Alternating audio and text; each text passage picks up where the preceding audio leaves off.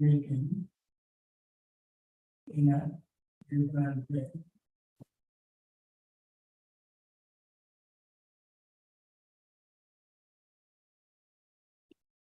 The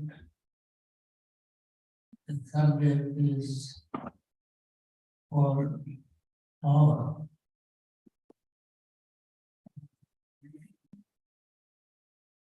And there are two kinds of people are quite familiar in power. Economic power, political power, power of knowledge, power of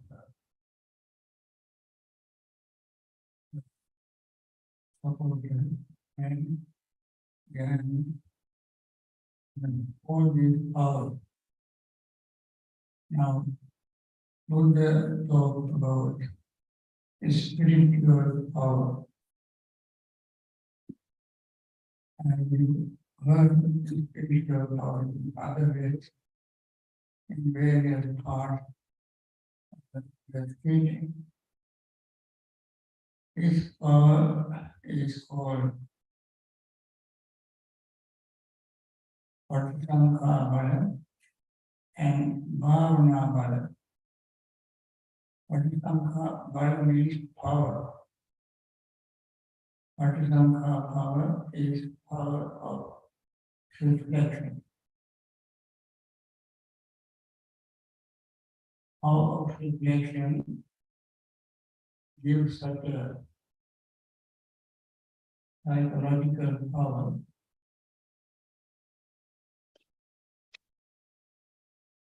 that one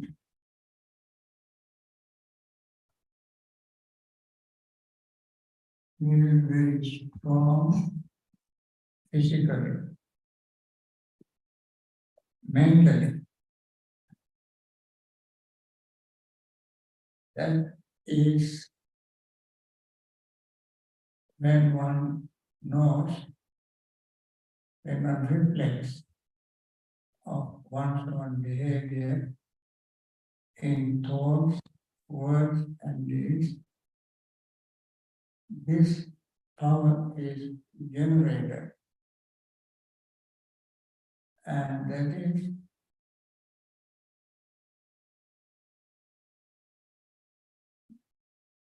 based on physical, verbal, and mental conduct. When one reflects very sincerely, honestly, one can see one's own bodily functions, verbal functions, and physical functions. And when one reflects on the bodily activities, one will see if one commits bodily misconduct, then the person will find the present life is as a result of bodily misconduct. The present life is the result of present life is bad. Because person's conscience tricks his mind. Always feel guilty. That is not a strength. That is a weakness. It is in spiritual life. weak Buddha considered physical strength is not that important as mental strength. So when one feels guilty by doing some physical activities, one feels weak.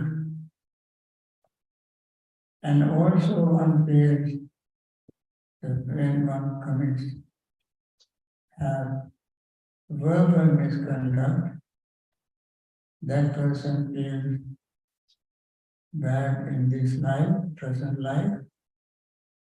As a result of this verbal and physical misconduct, future life or life after death, the person will have bad destination,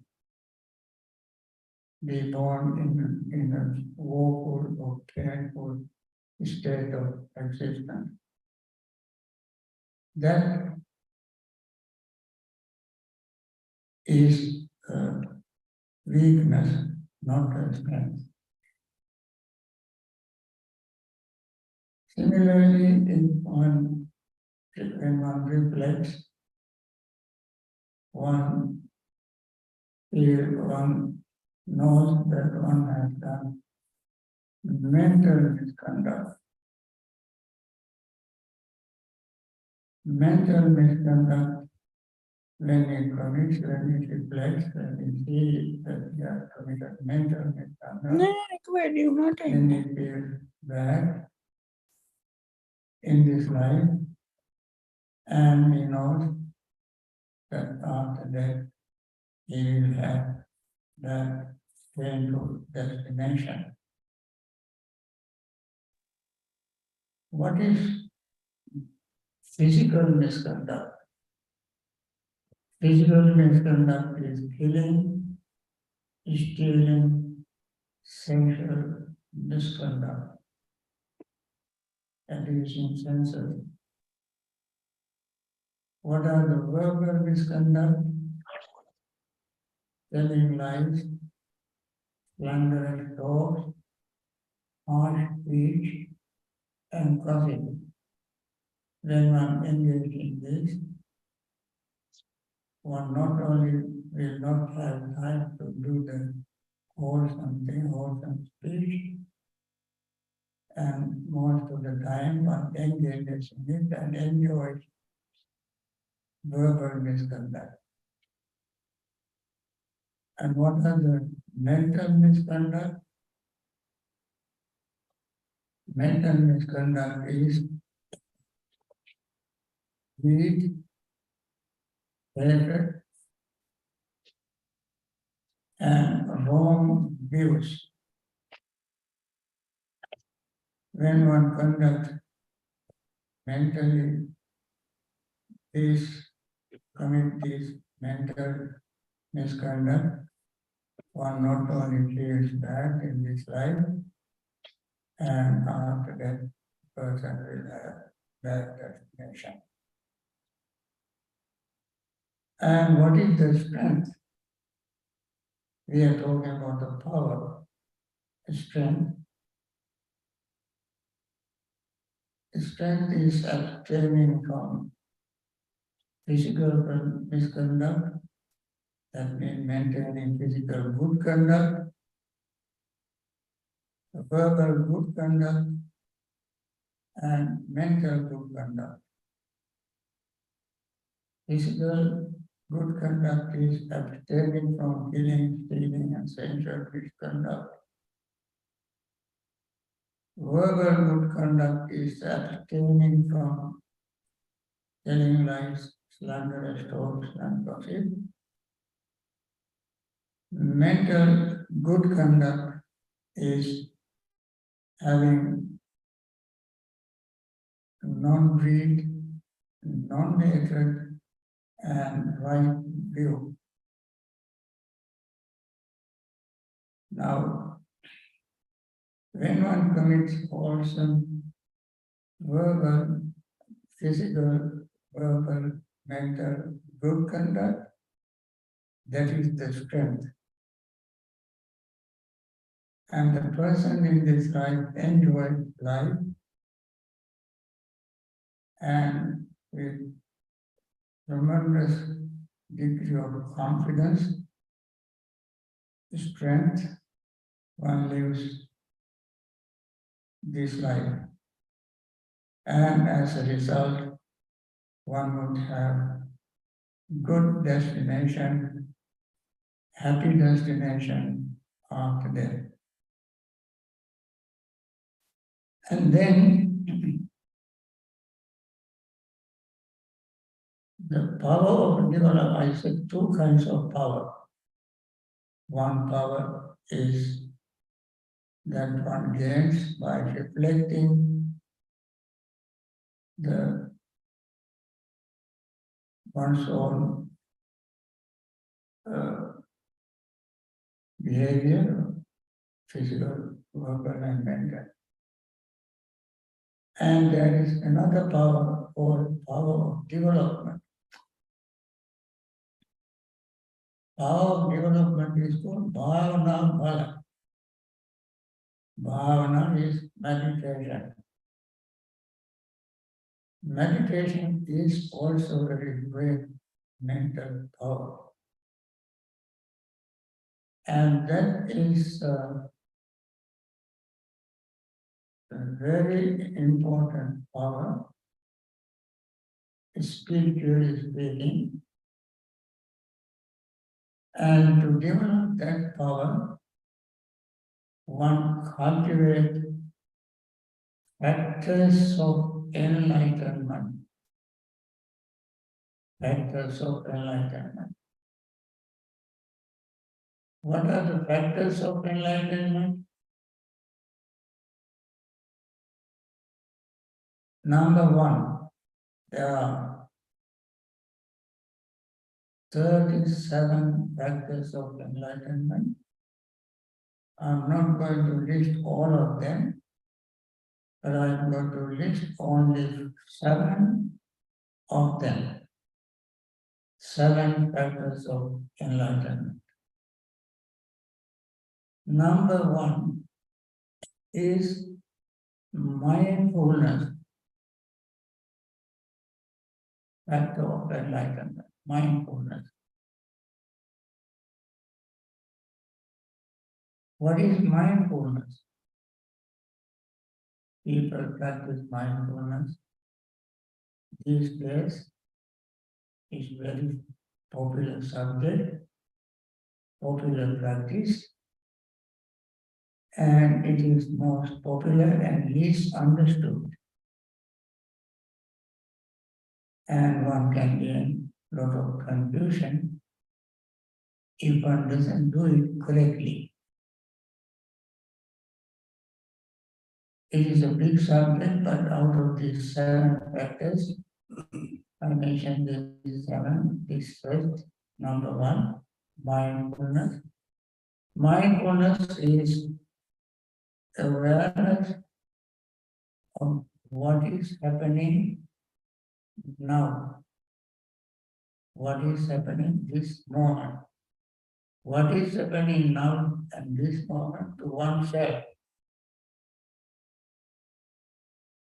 And at any given moment, when we pay attention to ourselves, we can see, we gain awareness of what is happening to us.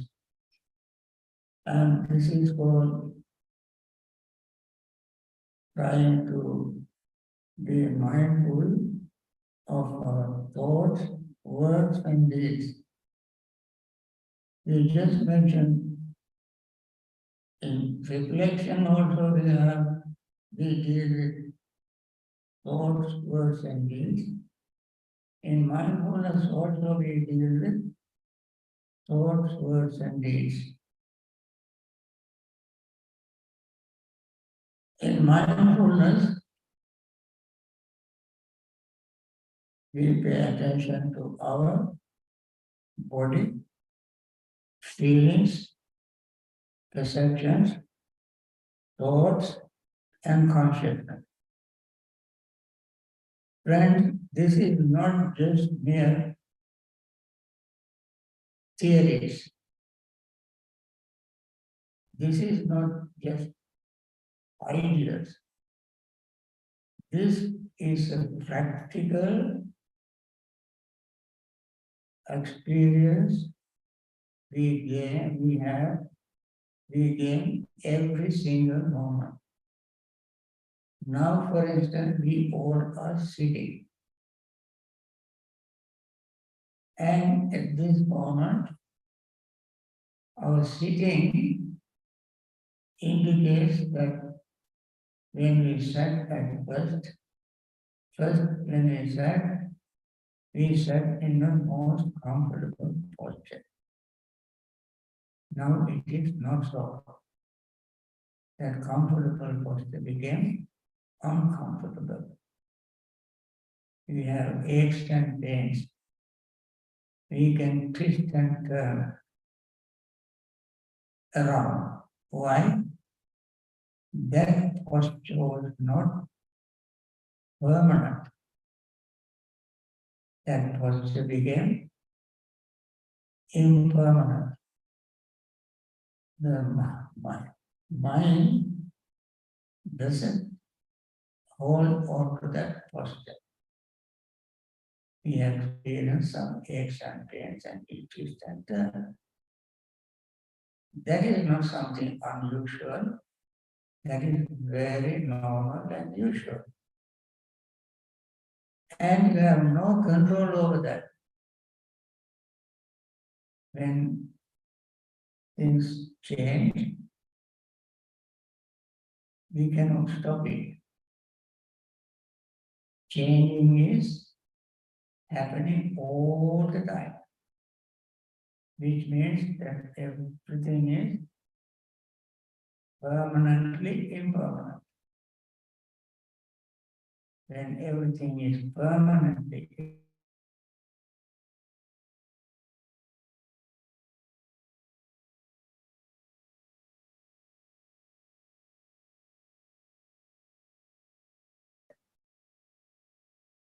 understanding of our impermanent nature of our body, feeling, perception, thought and consciousness is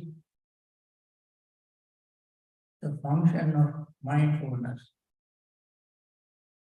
In other words, function of mindfulness is to see the changes of our body, feeling, perception, thought and consciousness.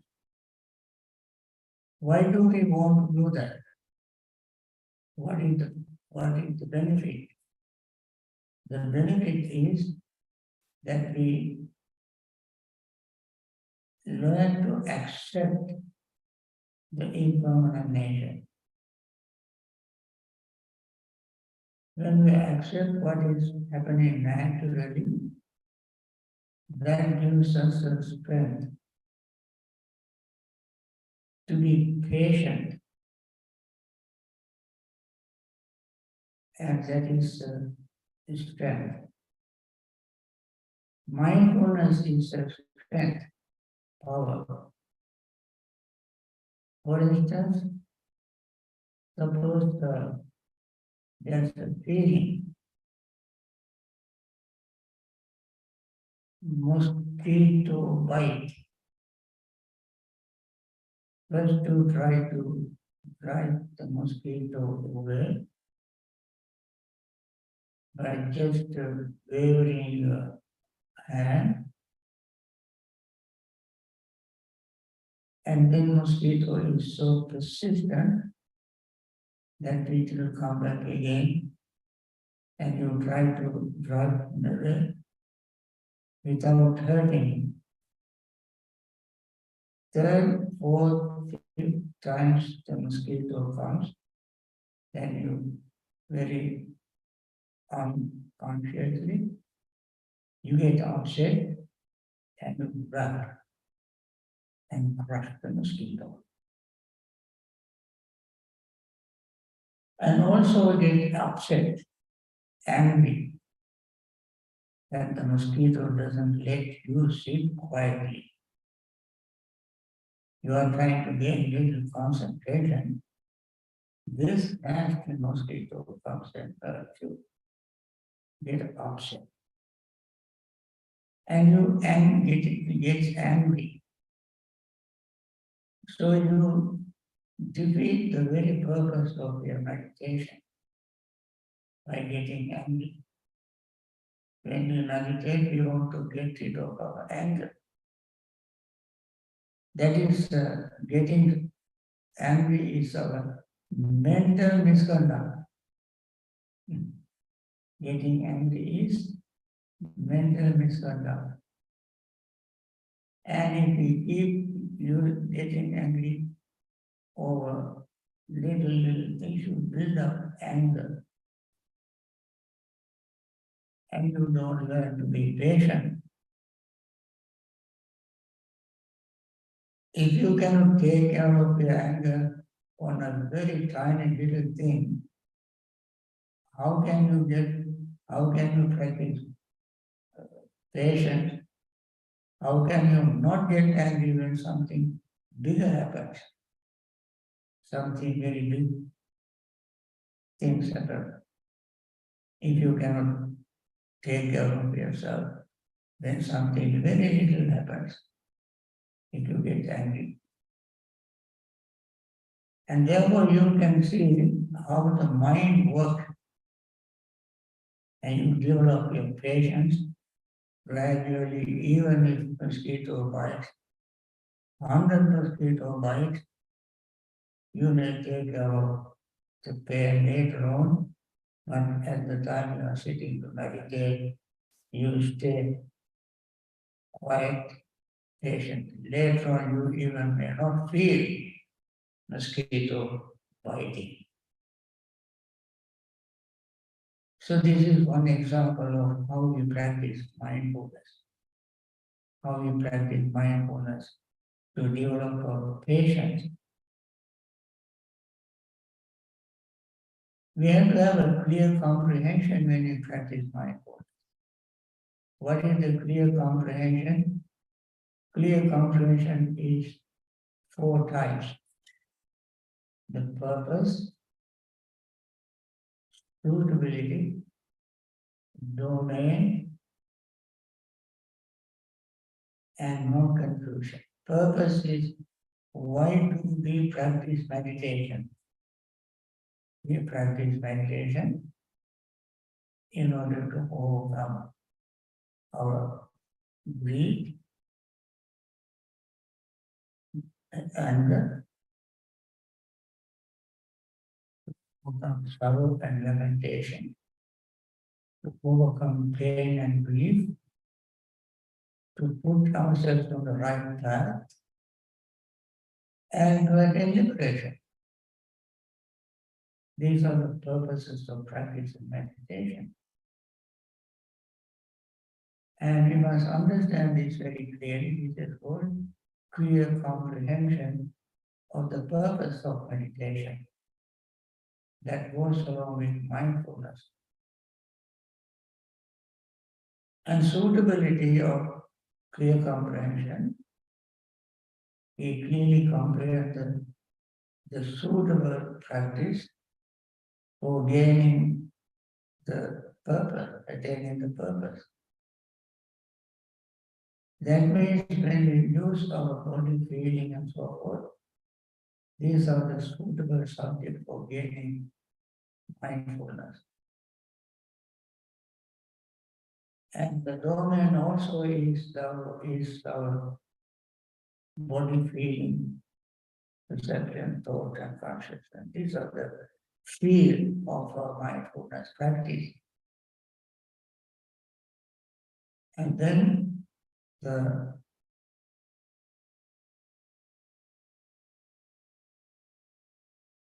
purpose,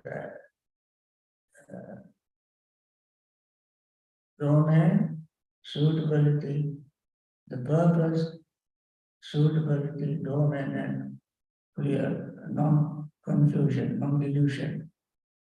So we have to have a very outset of practice, clear state of mind as what we are doing, why we are doing what we are doing. And this is how we start the practice of mindfulness. This eventually brings great mental strength. That is called Bhavana. Second factor of enlightenment is investigation.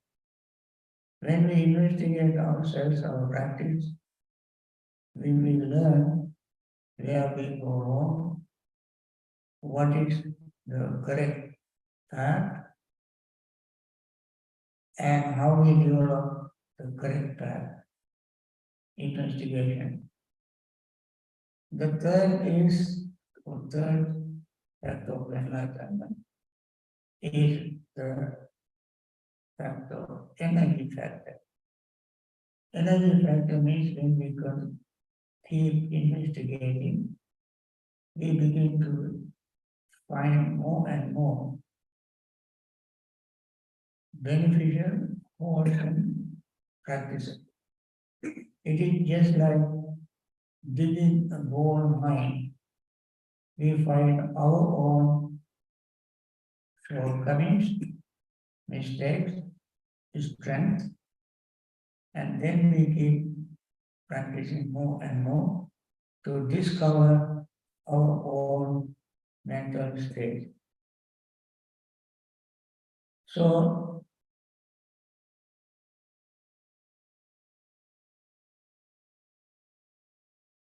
when we have such energy, more energy will apply. Energy itself is to prevent unwholesome mental state. Energy to overcome all the unwholesome mental state.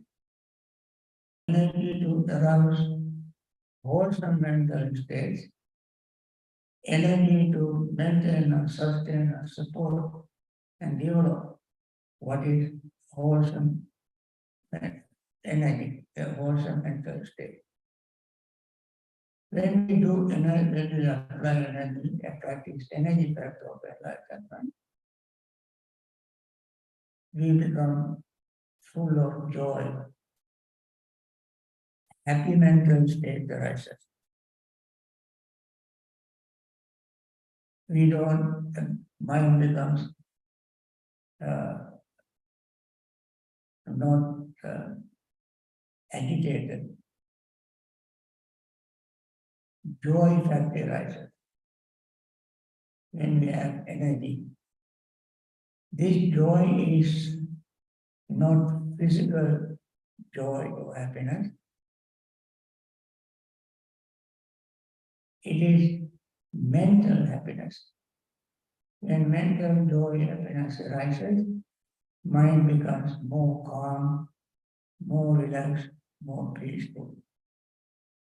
Then tranquility mental state arises. Tranquility factor of enlightenment arises. That makes the mind even more calm and relaxed. Then we gain concentration factor of enlightenment. When we gain concentration factor of enlightenment, we begin to see things as they really are.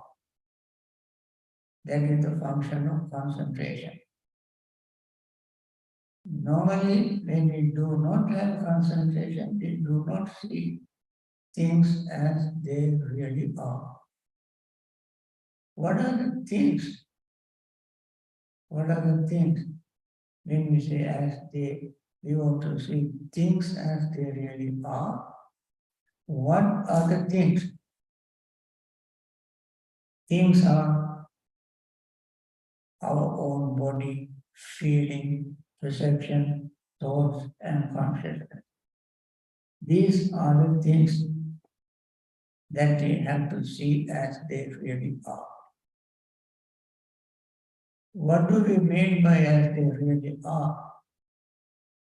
that they are always constantly, consistently changing. Our body is changing, feelings are changing, our perception are changing, our thoughts are changing, our consciousness is changing. When we see them changing exactly as they change, we do not cling to them. You do not cling to them. It is our clinging to these aggregates that makes us painful. We maintain this body, feeling, perception, and so forth, but without clinging. And this leads us to the next factor of enlightenment, called equanimity factor of enlightenment. When we have these factors of enlightenment, they produce beneficial results in this life. Perhaps if we very diligently, mindfully, consistently practice them, we even can attain full enlightenment in this very life. That is why they are called factors of enlightenment. And they are called Bhavana, Bala, the power of development, power of cultivation, developing them, practicing them consistently. Friends,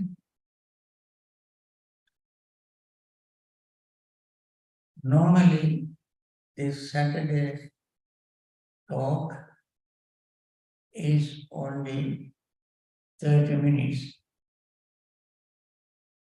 My topic is not complete. I could not cover the entire topic because it is very profound subject. But I have to, because there are many people watching this, listening to these talks every Saturday. And the next half an hour, now we have another 23 minutes. Next 23 minutes, we meditate. Now we talk about meditation, factors of enlightenment, and we try to put them into practice. Start with mindfulness. So, we turn on this light, and I will recite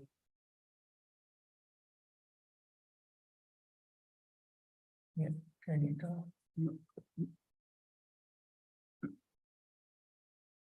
And turn that light also on the wall and push that button. Yes, sir. Like this side.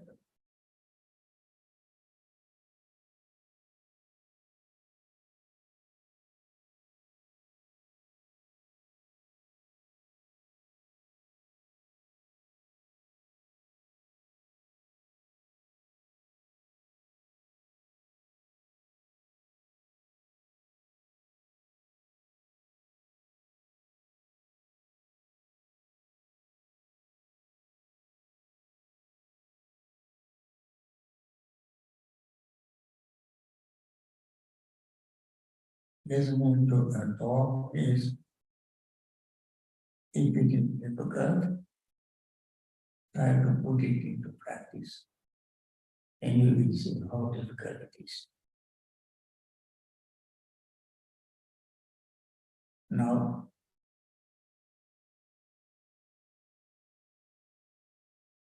We start with our practice with metta, and I recite the passages of metta, and you just listen to it, and then we practice.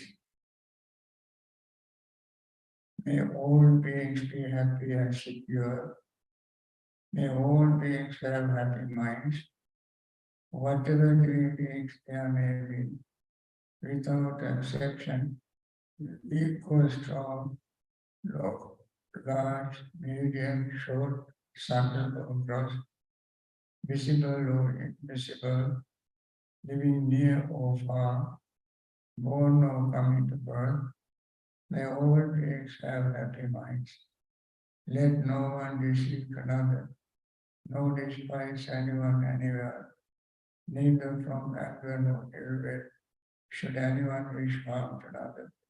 As a mother would risk her own life to protect her only child, even so towards all living beings, one should cultivate a boundless heart.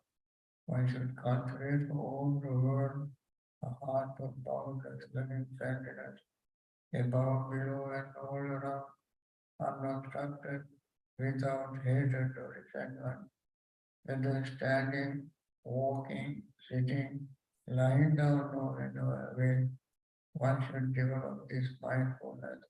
This is called divinely living here, not falling into erroneous ills, but virtuous and endowed with vision, removing desire for sensual pleasures, one comes again to birth in the womb. Now,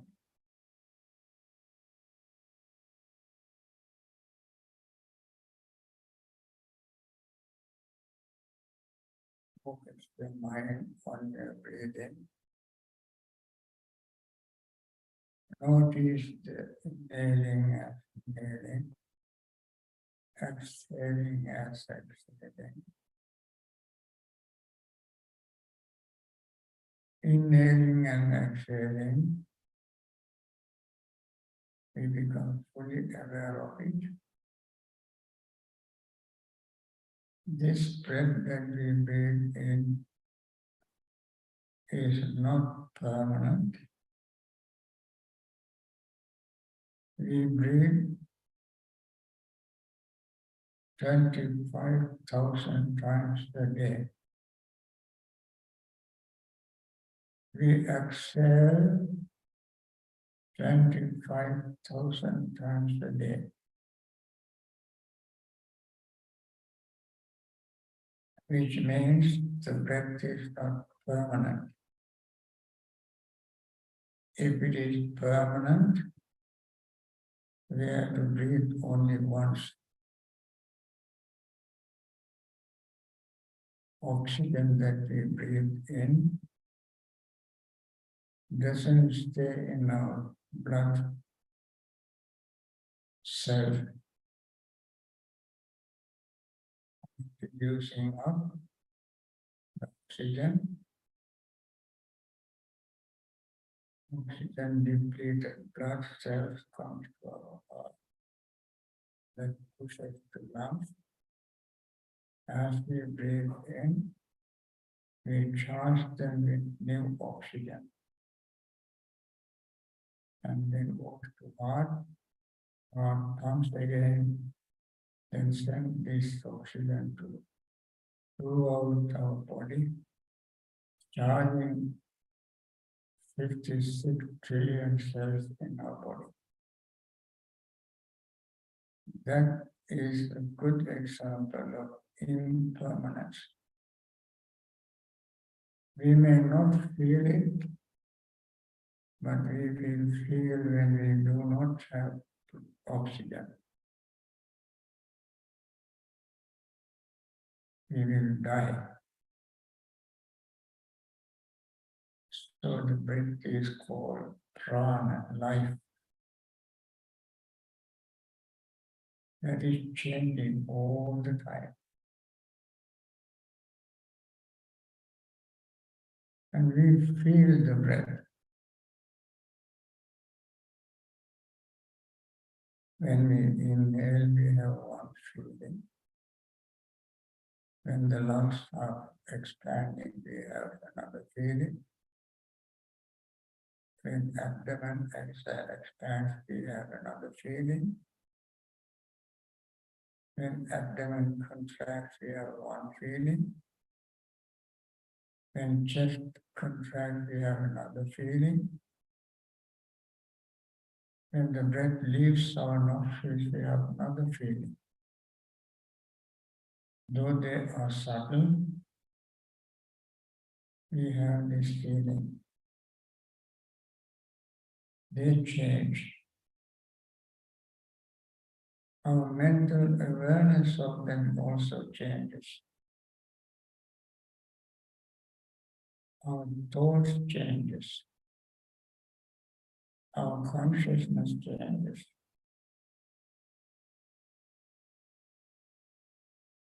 The body changing, breath changing, feelings, perception, thoughts, consciousness changing is called impermanent.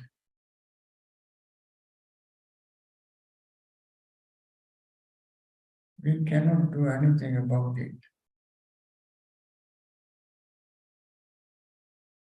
Even if we attain full enlightenment, we cannot stop. We cannot make impermanent permanent. Impermanent is eternally impermanent. Impermanent is permanently impermanent.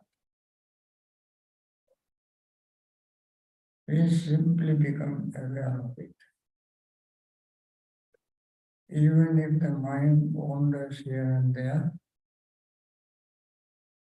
that wandering is the function of impermanence. We bring mind back to the breath in order to focus it on one object, to see impermanence again. When we see this nature in us, we see it in everybody. While I'm breathing in and out, I'm experiencing impermanence. You all experience, you breathe in and out. All of you experience impermanence. You become aware of it as I'm becoming aware of it.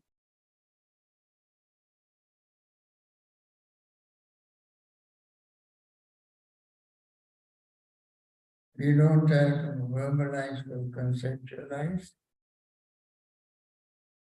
We just become aware of this impermanent nature.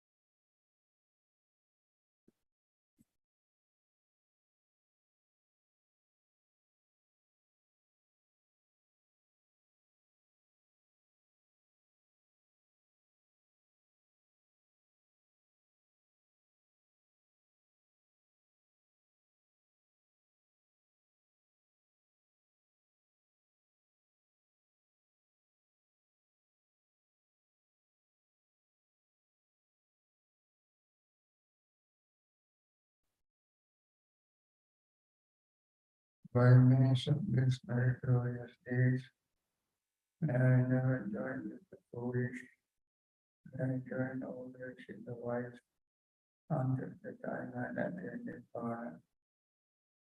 May the suffering be free from suffering. May the fear-struck be free from fear. May the grieving be free from grief. So too may all beings be.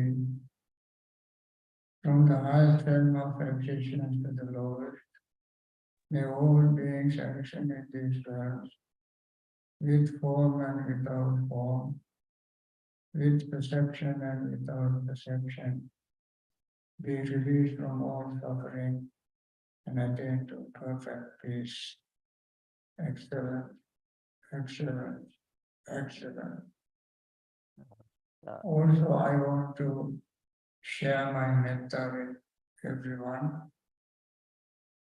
May all those who are suffering in hospitals, wherever they are, taken care of by very compassionate doctors, nurses, and hospital staff.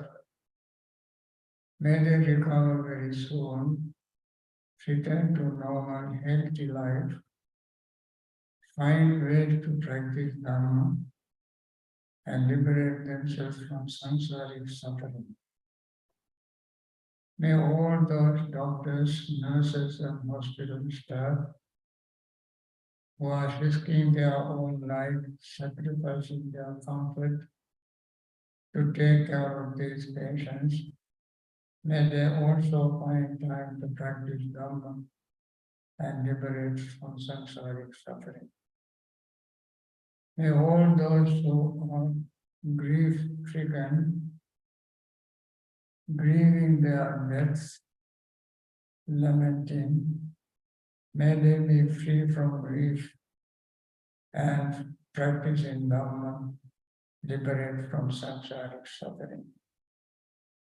May those who are in various troubled spots, in war zones, places where they experience discrimination, poverty-stricken areas, may they find ways to practice metta, practice Dhamma, practice meditation, and liberate themselves from samsaric suffering. May everyone, without any exception, all over the universe, find peace, happiness, solace, and comfort, and find Dhamma, practice meditation, and attain liberation from samsaric suffering.